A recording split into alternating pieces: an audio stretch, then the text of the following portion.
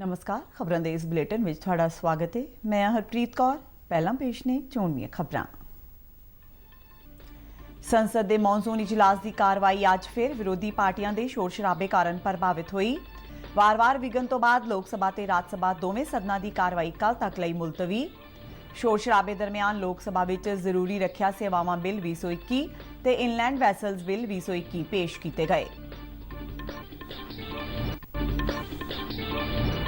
केंद्रीय खेतीबाड़ी ते किसान भलाई मंत्री नरेंद्र सिंह तोमर ने फिर दोहराया है कि तीनों खेती कानून किसानां लई लाहेवंद ने ते उन्हां दे हितां नूं ध्यान विच रख के ही बनाए गए ने।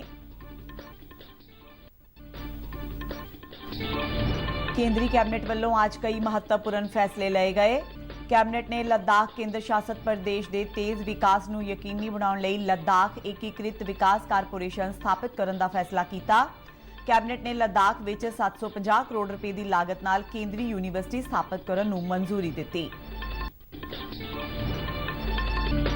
प्रधानमंत्री नरेंद्र मोदी आंदे ऐतवार 25 जुलाई नूं आकाशवाणी ते अपने बहुचर्चित प्रोग्राम मन की बात तहत देशवासियों नाल रूबरू होणगे।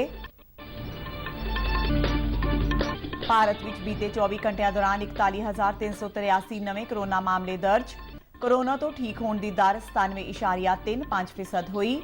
देशव्यापी कोविड टीकाकरण मुहिम तहत 41 करोड़ 78 लाख तो वध कोरोना टीके लगाए गए। पंजाब प्रदेश कांग्रेस के नव नियुक्त प्रधान नवजोत सिंह सिद्धू भलके रस्मी तौर पर अपना अहुदा संभालणगे। विश्व प्रसिद्ध ओलंपिक खेडां भलके जापान की राजधानी टोक्यो विच बने नवे राष्ट्रीय स्टेडियम विच उद्घाटनी समागम नाल होणगियां शुरू। दूरदर्शन ऑल इंडिया रेडियो ते डीडी स्पोर्ट्स वालों ओलंपिक खेडां की व्यापक कवरेज के प्रबंध।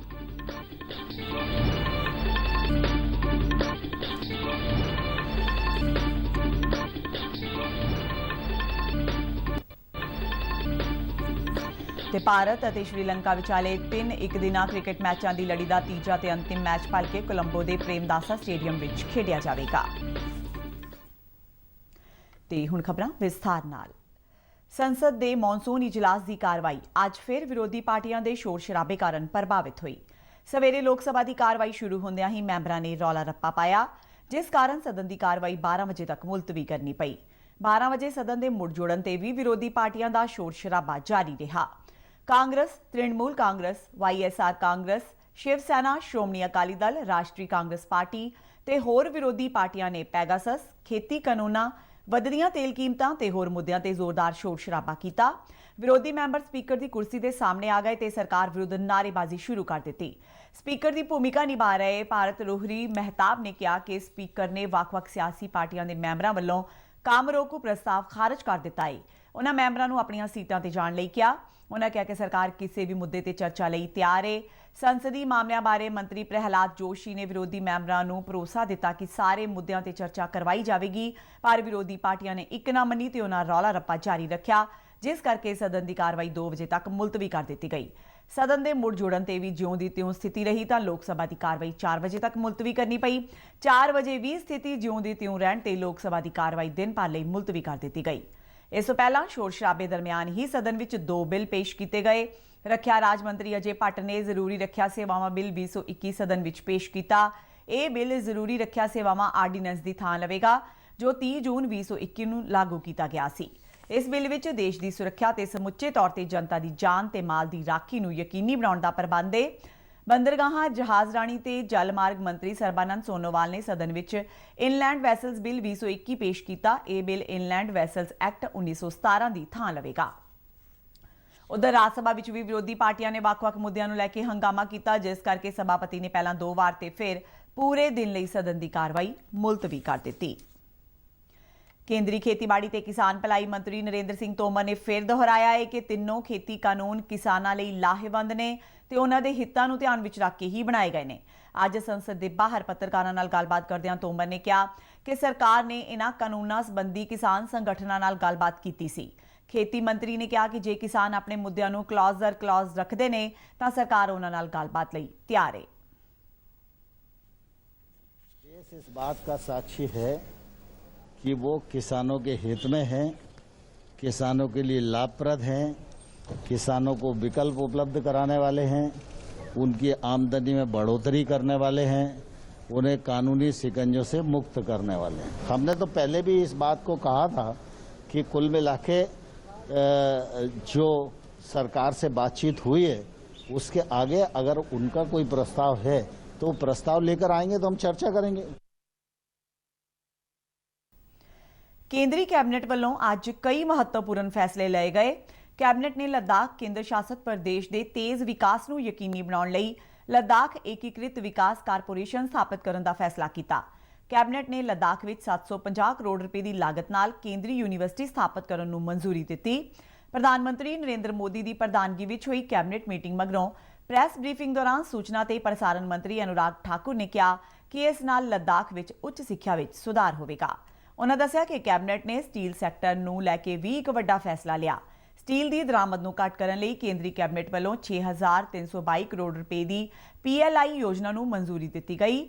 अनुराग ठाकुर ने कहा कि क्रूड स्टील ਵਿੱਚ ਭਾਰਤ दुनिया का सब तो ਵੱਡਾ उत्पादक है ਤੇ इस योजना ਨਾਲ स्टील सैक्टर ਵਿੱਚ 5 ਲੱਖ ਤੋਂ ਵੱਧ रोजगार के मौके पैदा होंगे ਤੇ 40,000 करोड़ रुपए तो ਵੱਧ ਦਾ निवेश आवेगा। केंद्र शासित प्रदेश लद्दाख में 750 करोड़ रुपए की लागत से सेंट्रल यूनिवर्सिटी की स्थापना की जाएगी और इसकी स्थापना से जहां एक और उच्च शिक्षा के क्षेत्र में बौद्धिक विकास को सहायता मिलेगी और इसके साथ साथ लद्दाख में सेंट्रल यूनिवर्सिटी की स्थापना से उच्च शिक्षा का प्रसार होगा, छात्रों को उच्च शिक्षा के अधिक अवसर मिलेंगे। ये सेंट्रल यूनिवर्सिटी वहां पर अन्य शिक्षण संस्थानों के लिए भी एक मॉडल का कार्य करेगी। वहां उच्च शिक्षा की क्वालिटी में सुधार होगा। इससे लद्दाख क्षेत्र के सर्वांगीण विकास में भी सहायता मिलेगी। Speciality steel production link incentive scheme के अंतर्गत लाकर इसको 6,322 करोड़ रुपए की आज मंजूरी दी गई है। इससे मैन्युफैक्चरिंग को बल मिलेगा, आयात कम होंगे, 5,25,000 रोजगार के अवसर उत्पन्न होंगे, 68,000 सीधे तौर पर होंगे। जहां इंपोर्ट कम होने के साथ साथ एंड टू एंड मैन्युफैक्चरिंग को भी इससे बल मिलेगा। कुल मिलाकर 39,625 करोड़ रुपए का निवेश आकर्षित होगा। मंत्री नरेंद्र मोदी आंदे एतवार 25 जुलाई ਨੂੰ आकाशवाणी ਤੇ ਆਪਣੇ ਬਹੁਚਰਚਿਤ प्रोग्राम मन की बात तहत देशवासियों नाल रूबरू होणगे। मन की बात प्रोग्राम की यह 79वीं कड़ी होगी। सवेरे 11 बजे प्रसारित होने वाले इस प्रोग्राम का दूरदर्शन के सारे चैनलों तो सीधा प्रसारण किया जाएगा तो इस प्रसारण के तुरंत बाद DD पंजाबी ते खेतरी भाषा विच मन की बात प्रोग्राम का रूपांतर प्रसारित होगा, जिसका मुड़ प्रसारण दर्शक DD पंजाबी ते रात 8 बजे भी देख सकेंगे। प्रधानमंत्री नरेंद्र मोदी ने देशवासियों को ਵੱਖ-ਵੱਖ विषयों पर अपने विचार साझे करने की अपील की है तां जो इन्हों आउंदे मन की बात प्रोग्राम में शामिल किया जा सके। लोग अपने विचार नमो ऐप ਜਾਂ MyGov ओपन फॉर्म से साझे कर सकते हैं। इस तो इलावा टोल फ्री नंबर 1800-117800 ते फोन करके प्रधानमंत्री वास्ते अपना सुनेहा हिंदी या अंग्रेजी में रिकॉर्ड करवाए जा सकता है। इस वास्ते फोन लाइनां अज तक खुलियां रहियां। प्रधानमंत्री नाल गलबात दे चाहवान नागरिक 1922 ते मिस्ड कॉल दे के SMS राही प्राप्त हुए लिंक नूं फॉलो करके सीधे ही अपने सुझाव दे सकते हैं। प्रधानमंत्री नरेंद्र मोदी ने मुल्क नूं दरपेश ਵੱਖ-ਵੱਖ मुद्दों ते लोगों के विचार जानन ते अपनी सरकार वालों कीते गए विकास कार्यों तो इलावा देश की तरक्की विच लोगों की शमूलीयत नूं उत्साहित करन लई मन की बात प्रोग्राम की शुरुआत की सी। इस प्रोग्राम राही प्रधानमंत्री अपने मन की गल करन दे नाल-नाल लोकां दे मन की गल भी सुनते हैं ते कई मुद्दों ते सार्थक ते महत्वपूर्ण चर्चा की जाती है, जिस करके पिछले समय तो मन की बात प्रोग्राम होर भी ज्यादा हरमन प्यारा होया है। गुरुद्वारा चोणां दे डायरैक्टोरेट ने अज दिल्ली हाईकोर्ट नूं दस्सिया कि दिल्ली सिख गुरुद्वारा प्रबंधक कमेटी दीआं चोणां 22 अगस्त नूं होणगीआं। वोटां दी गिणती 25 अगस्त नूं शुरू होवेगी ते नतीजे 31 अगस्त तक ऐलाने जाणगे। डायरैक्टोरेट की तरफों पेश हुए वकील ने दिल्ली हाईकोर्ट के चीफ जस्टिस DN पटेल ते जस्टिस ज्योति सिंह ते आधारित बैंच नूं दस्सिया कि दिल्ली सिख गुरुद्वारा प्रबंधक कमेटी चोणां की सारी प्रक्रिया 31 अगस्त तक खत्म हो जाएगी। पहलां ये चोणां कोरोना कारण मुलतवी कर दित्तियां गईयां सन। ਭਾਰਤ ਵਿੱਚ ਬੀਤੇ 24 ਘੰਟਿਆਂ ਦੌਰਾਨ 41,383 ਨਵੇਂ ਕਰੋਨਾ ਮਾਮਲੇ ਦਰਜ ਹੋਏ। ਇਸ ਸਮੇਂ ਦੌਰਾਨ 38,652 ਕਰੋਨਾ ਮਰੀਜ਼ ਸਿਹਤਯਾਬ ਹੋ ਕੇ ਘਰ ਪਰਤੇ।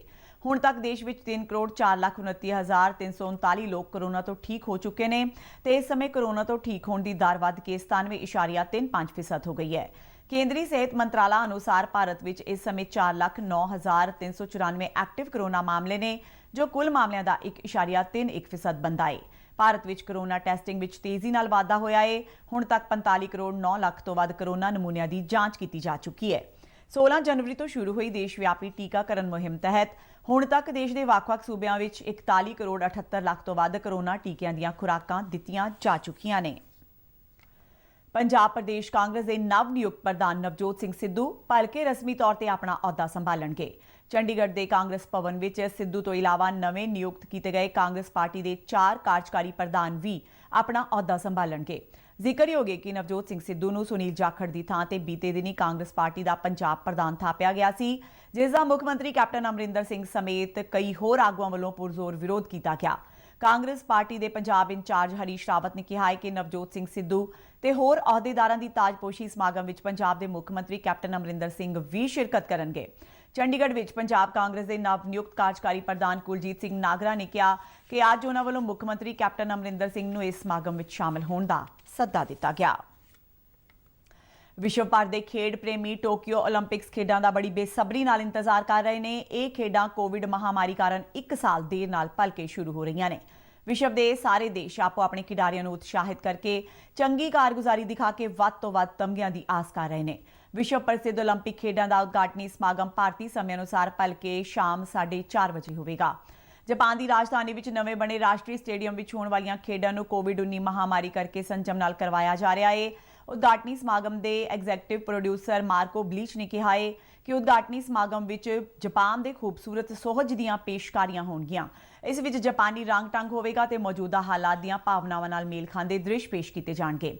ਜਾਪਾਨ ਨੇ ਐਲਾਨ ਕੀਤਾ ਹੈ ਕਿ ਓਲੰਪਿਕ ਖੇਡਾਂ ਵਿੱਚ ਹਿੱਸਾ ਲੈਣ ਵਾਲੇ ਖਿਡਾਰੀ ਖਾਲੀ ਸਟੇਡੀਅਮ ਵਿੱਚ ਦਰਸ਼ਕਾਂ ਤੋਂ ਬਿਨਾਂ ਮੁਕਾਬਲੇ ਵਿੱਚ ਹਿੱਸਾ ਲੈਣਗੇ। ਅਜਿਹਾ ਕੋਵਿਡ-19 ਮਹਾਮਾਰੀ ਕਾਰਨ ਸਿਹਤ ਲਈ ਜੋਖਮ ਨੂੰ ਘੱਟ ਕਰਨ ਲਈ ਕੀਤਾ ਗਿਆ ਹੈ।